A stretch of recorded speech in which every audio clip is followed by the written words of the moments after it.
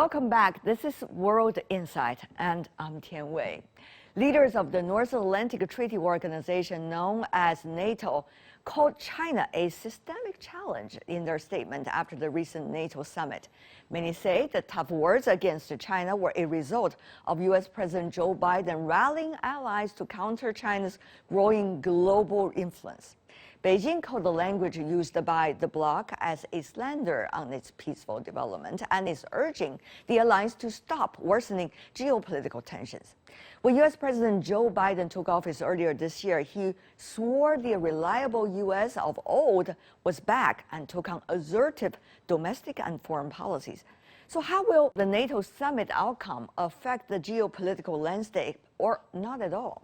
Where are China-U.S. relations headed under President Biden of the United States? On this and many more, I talked to Zhou Bo, a senior fellow at the Center for International Security and Strategy at Tsinghua University. Earlier, he served in senior position in China's defense ministry. Take a listen to this interview. We started by talking about China's outer space exploration and whether there's competition between China and the United States in the outer space. What about the outer space exploration? That was also being made as an accusation by the NATO statement against China. Is there much ground there? The fact is, space is just like a summer evening full of twinkling stars. There are so many things there, what we call the space assets, satellites, circulating around the Earth in lower and higher orbits. So the space is becoming more and more crowded. So China, like United States, like Europe, is having more and more stake in the safety and security of its assets in outer space. Basically, all the issues in outer space boil down to two questions: whether we should have peaceful use of outer space, or do we have to have military race or militarization in outer space. But given the mutually assured vulnerability, so I think we have to find ways out in outer space. The point is there are two different approaches as to how safety and security could be made in outer space. For China and Russia, we just want to, resolve the root causes. That is, no deployment of weapons whatsoever in orbits. So if everybody agrees to this, there's no arms race in outer space. That solves all the problem. But the United States and its allies would propose another track. That is, they say, well, China and Russia's proposal is simply not feasible. We only need to do things in a responsible manner. So they are proposing what they call the responsible behavior. That is, well, militarization probably is inevitable, so let's just talk about the rules of engagement. But the so-called rules are sometimes tricky because it really depends on who designed the rules. Well, the rules have to be designed collectively. So right now, given the stark difference in China-Russia's position and those of United States and Europe, it's difficult for us to reach agreements. But what I need to say is China's and Russia's proposal, in fact, is very much popular in UN. Because for developing countries, of course, it's so simple to see if all the major powers agree, do not deploy weapons in outer space, then it solves the problem. And it should be easier than denuclearization. I think there is a genuine worry about the U.S. motives in terms of outer space activities, because the United States have actually established a space force. And the Defense Secretary Austin made it clear that this is an arena of great power competition. And they ask for alliance in outer space. So the motivation and the practice are self-evident. And we in China, of course, would have to be prepared as well. The number of nuclear warheads has been this time put into the NATO statement, suggesting China as a potential threat. But as you know, Senior Colonel Zhou, everybody else knows also, the number that China has in terms of nuclear warheads much smaller than that of the United States and, of course, also of NATO. How do you see these accusations? Well, China's nuclear policy actually has been most consistent from day one after nuclear devices was exploded in the 1960s. So we just want our nuclear arsenal to be small and efficient. That means that we should have a credible second strike capabilities. So China's nuclear weapons, of course, also need modernization, but in terms of quantity, they cannot be compared at all with those of the United States and Russia. So China's nuclear warheads should not be a big concern. Of course, China wants nuclear modernization as well, but so what, right? Yeah, so the attempt for the United States to ask China, Russia, and the effort of the United States asking China and Russia to have a joint reduction of nuclear weapons. As I have written in one of my opinion, this is just like one fat man asking a lean man to go on diet together. Could you afford to do that? Yeah. And we do not even know whether the fat man will go on diet eventually or not, right? Yeah. That's interesting. Whether it's nuclear weapon race or outer space race or accusations later found as groundless between the two parties toward one another during the earlier Cold War. Are we on the brink of a Cold War between China, United States, China, and U.S. allies? Well, although no one said that we are entering another Cold War, but I think things, unfortunately, are moving in that direction. Even if this relationship has come with some kind of competitive elements, we still could cooperate. And it is my sincere hope that cooperation will prevail over competition, but in the worst case, competition will not slide into confrontation. With the meeting between the U.S. president and the Russian president, even though nobody is expecting much to happen during one meeting, are we going to see a tipping off balance in this interesting trilateral, some term as, relationship? Well, some people still talk about this trilateral or triangle relationship, but I don't believe it's quite a situation like that now, because things are really moving in different directions. In terms of China's relationship with Russia, of course, we are having the best possible relationship until now. And militarily speaking, China and Russia are not only doing joint exercises, they also have some strategic joint approaches. For example, the joint patrols by bombers. This is not military exercise, and we have done it. And we probably will continue to do it in the future. So, but this kind of pressure from the West is not warranted, and it would naturally invite a response by China and Russia, probably some kind of joint response by China and Russia. I used to say that China and Russia are not allies, right? They're not allies, but they're just, that means that's like two lines in parallel. No matter how close they are, they will not overlap, yeah? But how about if they keep moving toward each other, especially driven by the external force? So they will just get closer and closer. In an earlier interview by the Russian president with the U.S. media, he talked about how Russia sees the rise of China. Shall we take a look at it?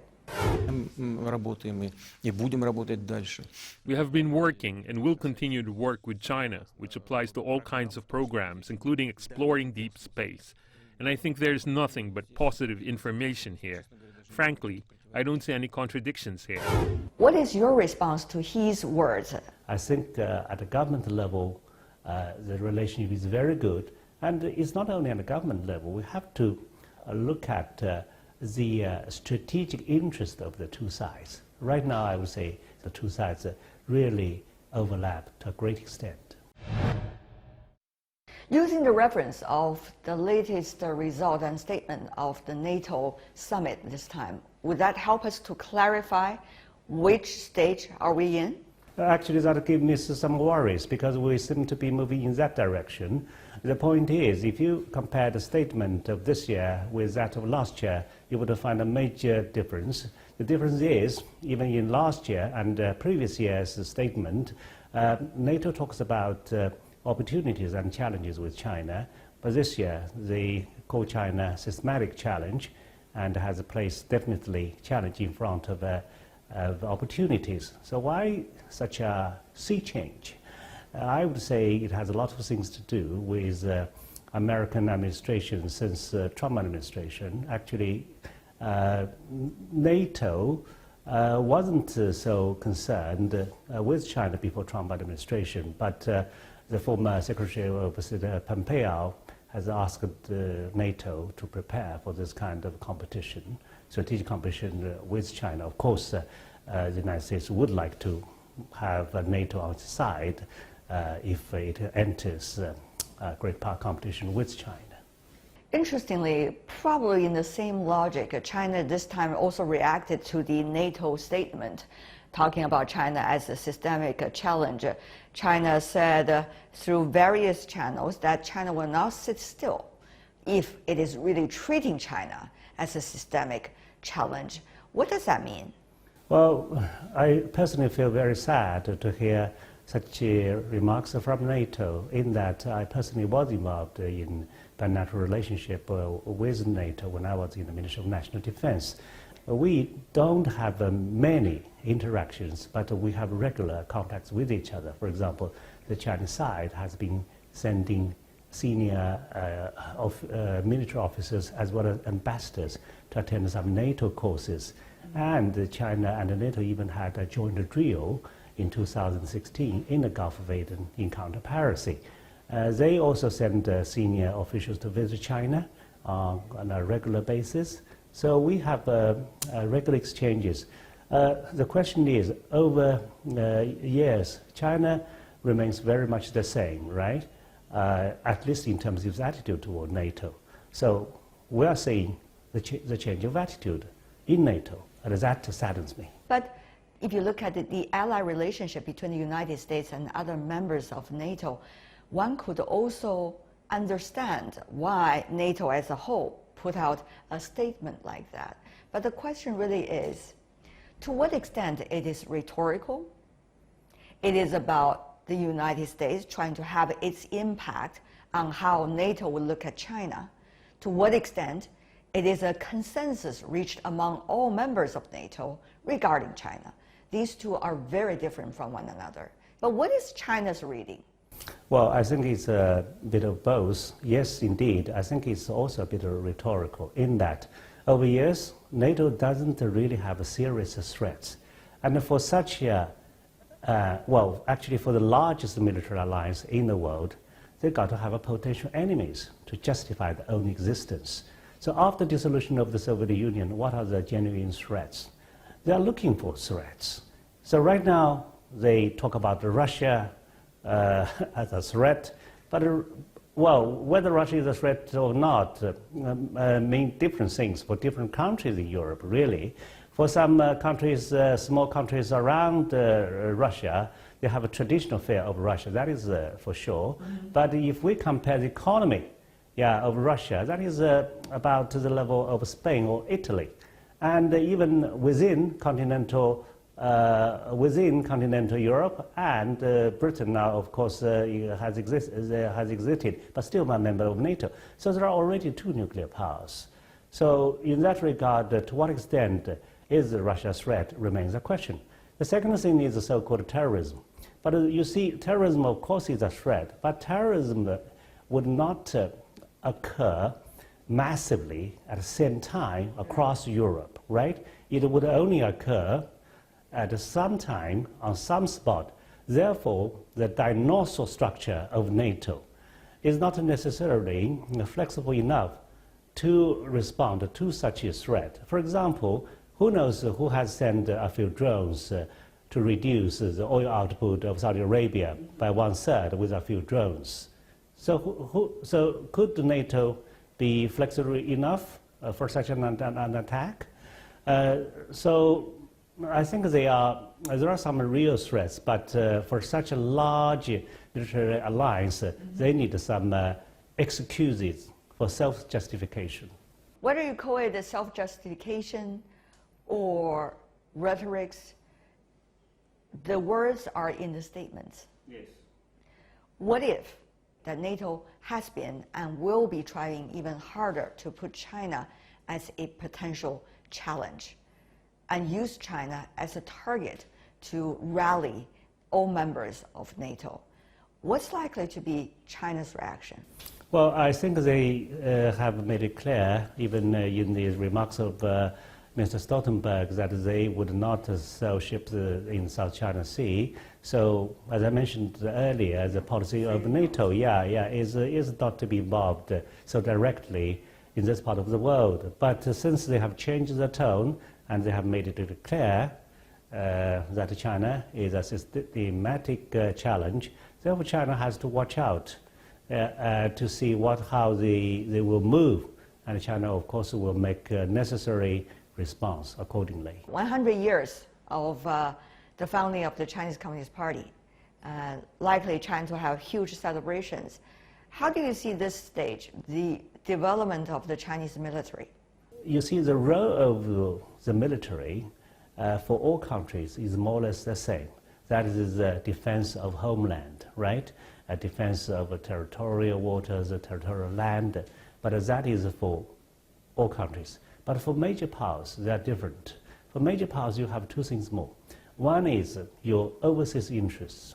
Another is your international responsibilities. And sometimes these two things actually could overlap. For example, in Carlton Piracy in the Gulf of Aden, we mean to protect Chinese seafarers and Chinese merchant ships. But eventually, we end up with escorting half of the ships that are foreign ships. So this is a perfect combination of how China could, how China's PLA could behave in a way that is most admirable for the people of the world. That is, you protect your overseas interest, you also shoulder your international responsibilities. But the Chinese way of doing this is totally different from that of the United States. The United States was and is still a world policeman. The Chinese PLA just want to help. Senior Colonel Zhou, as always, what a pleasure. Thank you so much, sir. Thank you. Senior Colonel Zhou Bo, former Chinese defense official, talking to me earlier about China's mission in the outer space and also China's plan in terms of peace and development. And that's all the time we have for today. If you'd like to see more, search World Insight or check out our YouTube channel. Follow us on Twitter and Facebook. I'm Tian Wei. On behalf of the team, thanks for watching. Bye for now.